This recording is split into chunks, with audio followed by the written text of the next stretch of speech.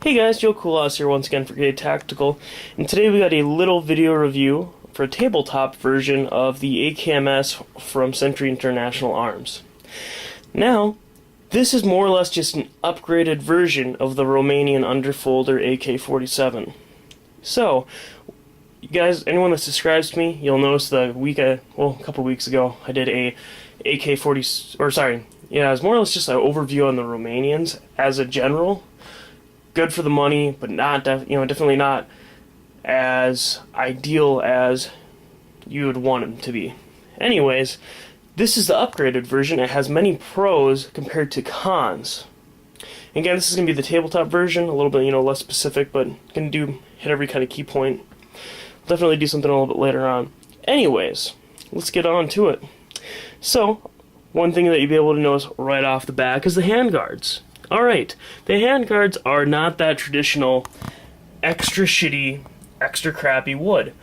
In comparison to this, again, the regular Romanians, this wood is utterly amazing. In comparison, is it something like off to the side here, I have the Timbersmith, just amazing quality wood? No, it is not. But, in comparison again to the old stuff, it is pretty amazing. So, and as well, it's the simple fact that it has the texture there, so when you're holding it, it just feels more natural compared to the just circleized roundedness.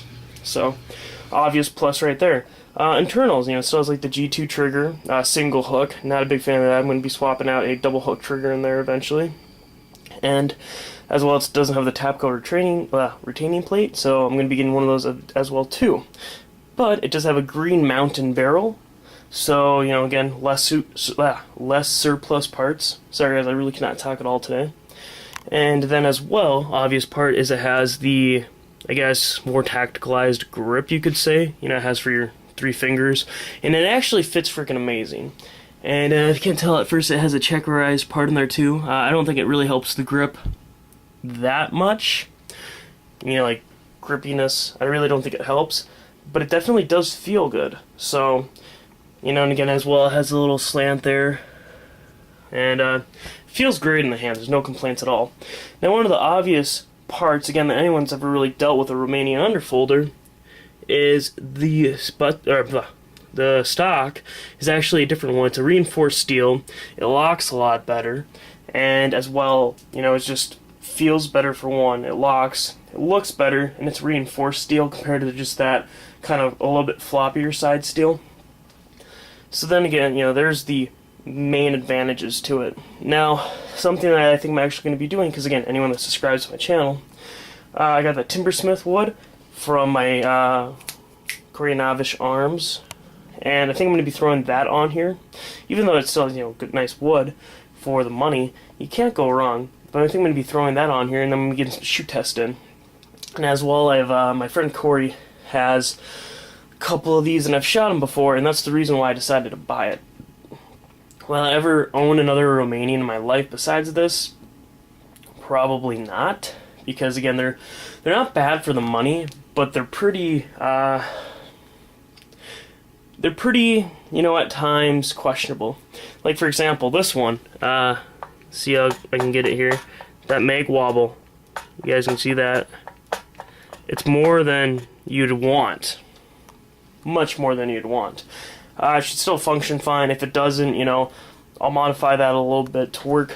And I mean, again, Romanians they're thrown together so poorly at times. And again, the way I like to think about Century Arms is like the place where they really don't. They get people that they don't really train in that well. So that's where you have like the lacking stuff. Just because the stuff looks like it's going to work doesn't mean it is. You don't have a lot of troubleshooting, stuff like that. That's what I would like to make assumptions on. Assumptions aren't always right, I understand that, but it's pretty much like a practical thing that these are sloppily put together. So, anyways, this one, again, much better than any of the other, Romanians out there that they do. And you really can't complain for the price. Price, by the way, I got this from Classic Arms for $480, and after shipping I think it was like $505.